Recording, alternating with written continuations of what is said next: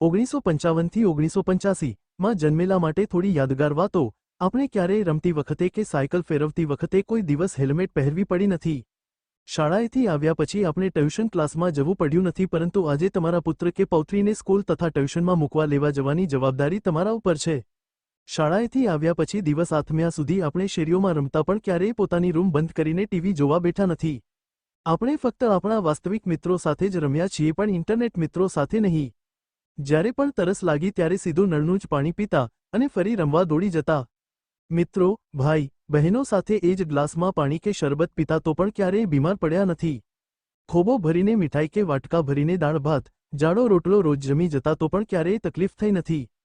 ખુલ્લા પગે બધે રખડતા તો પણ કંઈ થતું નહીં, કાંટા પગથી છેટા રહેતા। આપણે જાતે જ આપણા રમકડા બનાવતા અને તેનાથી રમવામાં અનેરો આનંદ માણતા। માટી સાથે આપણને અનેરો નાતો હતો। આપણા માતા પિતા માલદાર ન હતા, પણ તેઓ પૈસા કે સંપત્તિ માટે દોડ્યા નહીં, પણ આપણને સાચો પ્રેમ આપ્યો, નહીં કે નિર્જીવ દુન્યવી પદાર્થ। આપણા પાસે cellphone, TV, DVD, computer, internet ન હતા। થોડાક લોકો પાસે સાયકલ કે રેડિયો હતા, તેમાંથી અદ્ભુત મનોરંજન મેળવતા। આપણા મિત્રોના ઘેર ગમે ત્યારે પહોંચી જતા અને સાથે જમતા, પણ ક્યારેય તેમના ઘરે જવા ફોન કરીને પૂછવું નથી પડ્યું। મામા, ફઈ, માસીના સંતાનો સાથે વેકેશનમાં ખૂબ મજા આવતી। સંબંધીઓ ખૂબ નજીક હતા, તેથી આપણા દિલ ખુશ હતા। તેથી ક્યારેય લાઈફ ઇન્સ્યોરન્સની જરૂર નથી પડી। તે સમયમાં આપણે બ્લેક અને વ્હાઇટ ફોટામાં હતા, પણ આજે તેમાં પણ રંગબેરંગી સ્મૃતિઓ જોઈ શકીએ છીએ। આજે આપણે એટલા એકલા પડી ગયા છીએ કે સેલ્ફી લેવી પડે છે। મેસેજના છેલ્લા બોલ। ઈશ્વરની મહેરબાનીથી આપણે કેરોસીનના દીવા ફાનસથી લઈ આધુનિક લાઇટ સિસ્ટમ જોઈ, કાચા મકાનથી લઈ આધુનિક સગવડવાળા બંગલામાં રહ્યા, થીગડાવાળા કપડાથી લઈ આધુનિક સૂટ પહેર્યા, સાયકલની સફરથી લઈ પ્લેનની સફર કરી, રેડિયોથી લઈ સ્માર્ટ ટીવીનો ઉપયોગ કર્યો।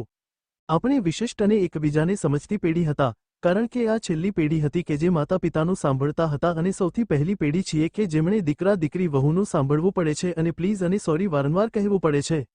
માટે જ અત્યારે આખી દુનિયામાં ક્યાં શું મળશે તે બતાવવા માટે ગૂગલ નામનો બાપ છે અને એલેગજા નામની માં પણ છે, પણ આ બધામાં એક હિતેચ્છુ મિત્ર ખોવાઈ ગયો ને માણસ સાવ એકલો થઈ ગયો છે। માટે જીવનમાં થોડા મિત્રો રાખજો, જે તમને હંમેશા તેની યાદ અપાવતા રહેશે ને તમને જીવન જીવવાની તાકાત આપશે।